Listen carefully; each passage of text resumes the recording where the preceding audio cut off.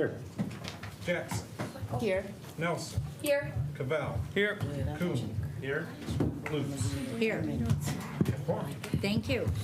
Please join me in rising for the Pledge of Allegiance. I pledge allegiance to the flag of the United States of America and to the republic for which it stands, one nation, under God, indivisible, with liberty and justice for all.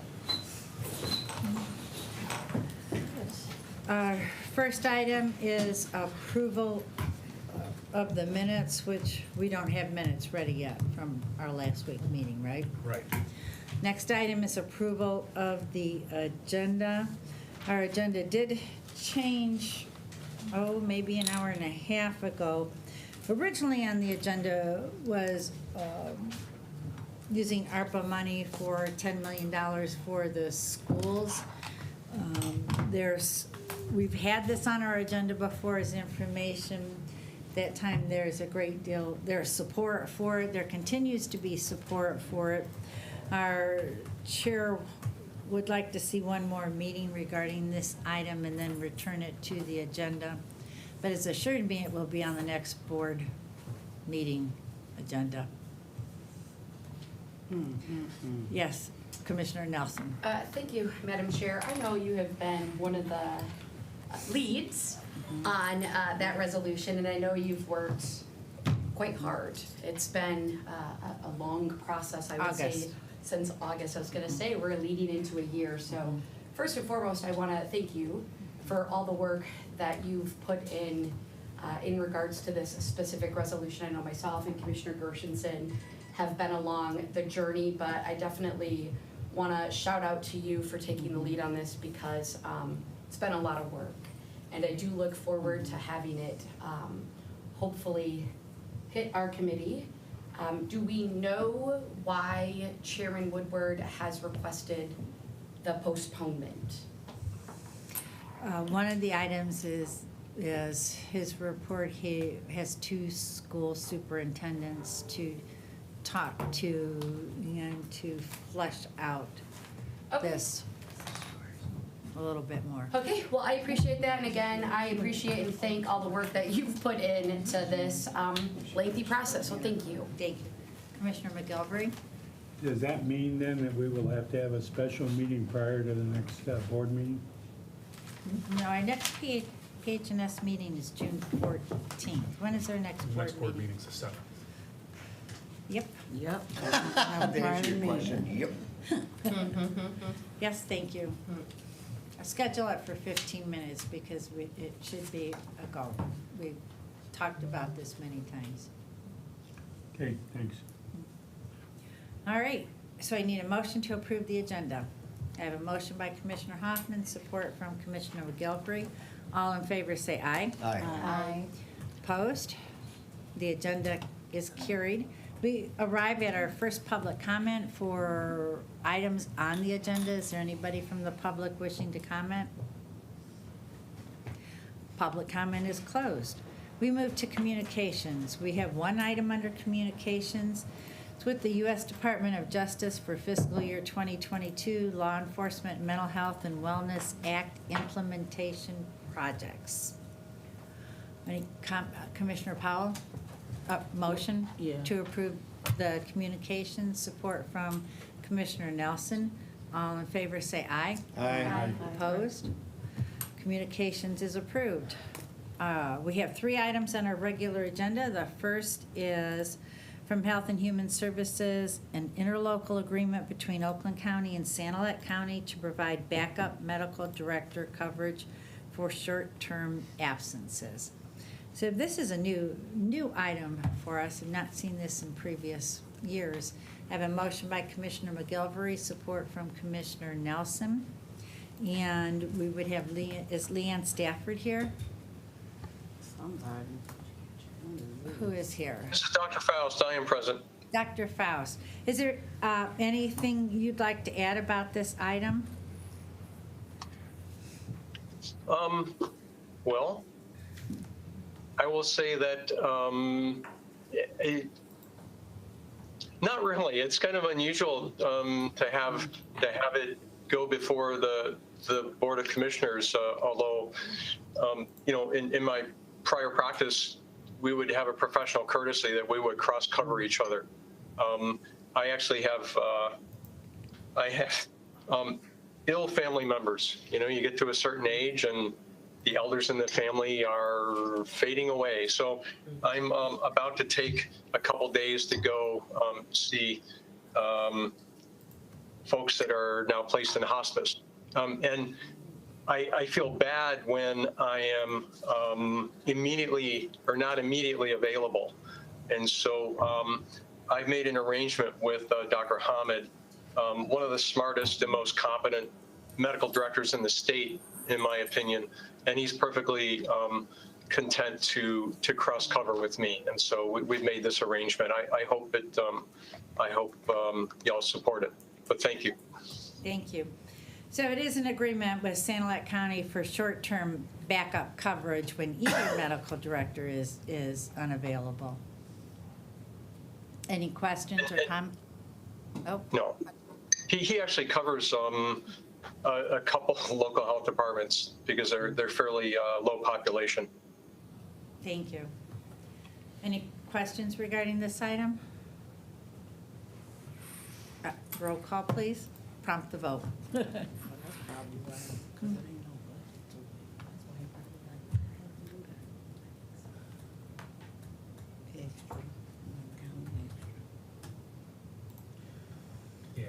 8 names. Motion carries. Thank you.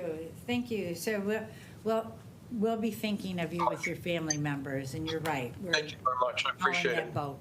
Yeah. Thank you. Our next item is from the Indigent Defense Fund grant application with the Michigan Indigent Defense Commission for fiscal year 2023. I have a motion by Commissioner Hoffman, support from Commissioner Cavell, and we have Pete Mena here to talk about this item. Good morning, Commissioners. Thank you for having me. Normally, with our yearly MIDC grant, we come to the board one time, which is in September. The reason that we normally do it only once is because we have some legal requirements that we have to submit. We have some negotiation back and forth with the MIDC, and then we bring it to the board for a combined application and approval process for the next fiscal year. This year, we are bringing it to you at this stage for a reason that involves a major significant change in how we provide indigent defense services in our system. What we are planning to do for next fiscal year is create an in-house public defender's office. We're going to start it small. We're going to start it, our submission to the MIDC is a request for 9 employees to start that office, and then over the years build that office up so that it can take more of a percentage of our caseload. The reason that we're doing that is because we believe that it'll provide better indigent defense service to the people that need it the most. It is something that is done in most of the counties in our state, quite frankly, other than the bigger counties have been slower to do this, and which is to be expected because they have the biggest caseloads. So it's a bigger lift for the bigger counties. But we do feel like it's time to get that started and to bring that to our county. So that's the reason that we're here now. Specifically as it relates to the grant submission or the negotiations that we're going to have with the state, there is a draft version of our cost analysis in your packet. That draft absolutely will change. In fact, it has changed already since I uploaded it to your packet. We're going to be requesting about $15 million in grant funds from the state. This program is designed so that Oakland County and every other county in the state has a statutorily calculated local share, which we have to contribute every year. Our local share is $1.8 million. So that's what we put in as a county, $1.8 million. It's based on a calculation of the 3-year average of what we spent on indigent defense services in the 3 fiscal years prior to the MIDC Act. And so what that means for us, in very simple terms, is we take all of this information, we tell the state this is what we want to do, and this is how we're going to provide indigent defense services. We're going to kick in 1.8 million because we have to, and anything above that, the state has to fund, assuming that they approve our plan. And so that's what we're seeking, is this submission to the state. We are asking them, as I said right now, it's going to be approximately $15 million. It may even grow a little bit by the time we actually submit it. So this involves not only creating the public defender office, but also increasing attorney fees for our current contracted attorneys, because they're not paid enough at all. And they're certainly not paid enough when we look at the inflationary pressures that we're all facing right now.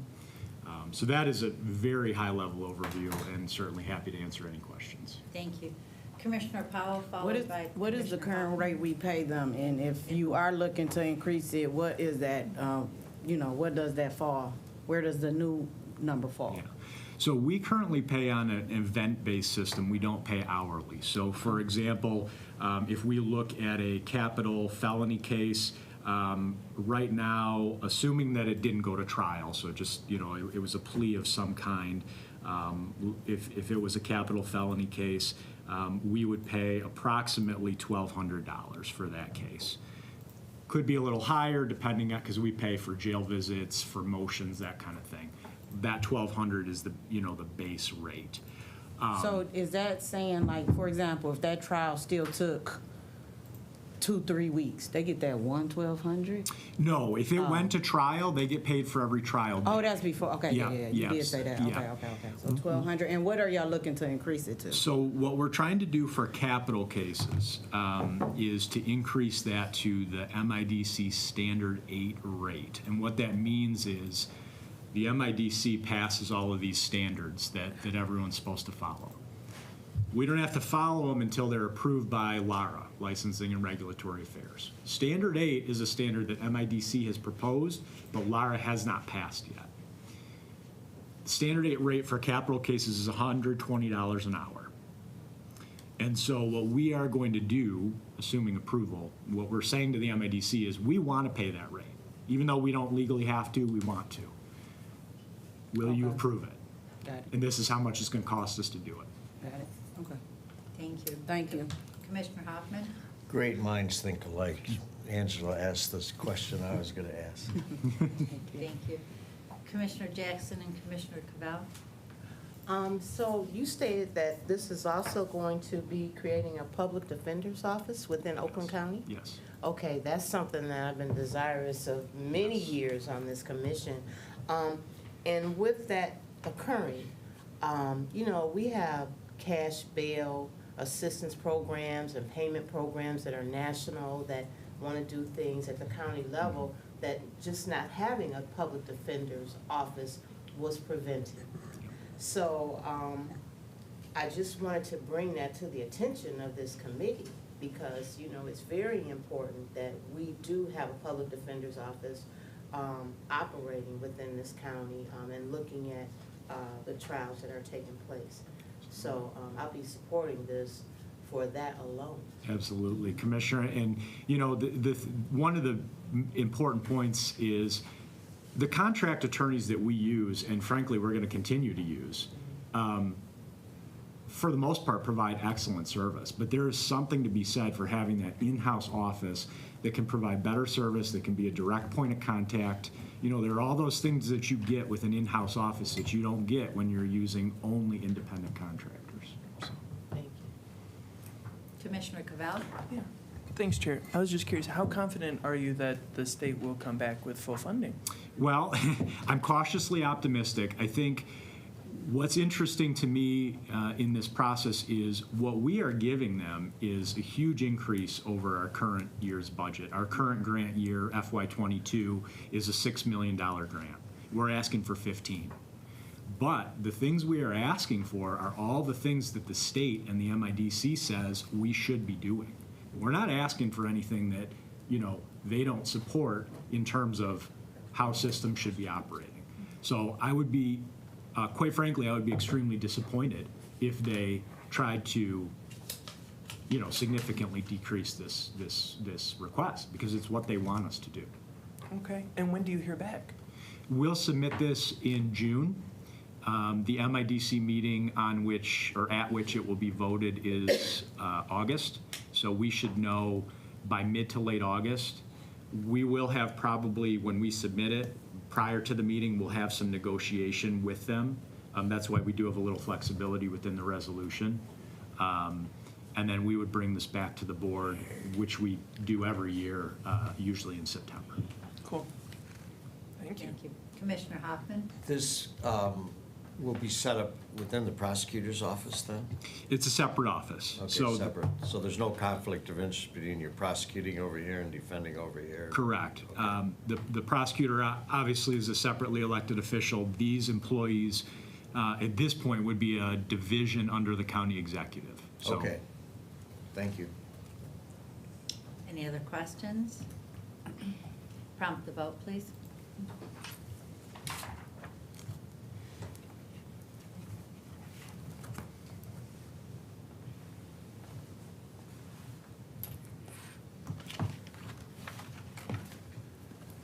You have 7 yeas, 1 nay. All right, motion carries. Thank you, Commissioners. Thank you for Thank your you. information. The last item on our agenda is from the 52nd 4th District Court in Troy. Grant application with the State Court Administrative Office for fiscal year 2023 Michigan Drug Court Grant Program. And this item would be referred to Finance after our discussion here. Is there a motion? I have a motion by Commissioner McGilvery, support from Commissioner Cavell. And we have Patricia Bates here from the court to answer any questions or offer information about this. I know it's time sensitive. Yes, it's due in on the 31st of May. This is, I believe, our 9th year in requesting approval for grant funding for our program. We have approximately 40 people in the program right now. The money will go towards one staff probation officer, a peer recovery coach, which we were able to add last year with grant funding, which has been invaluable to the program. We have counseling and testing are the big ones that we'll be requesting monies for. Thank you. Are there any questions regarding this item? It's not a new item, but it is time sensitive for us. All right, prompt the vote, please.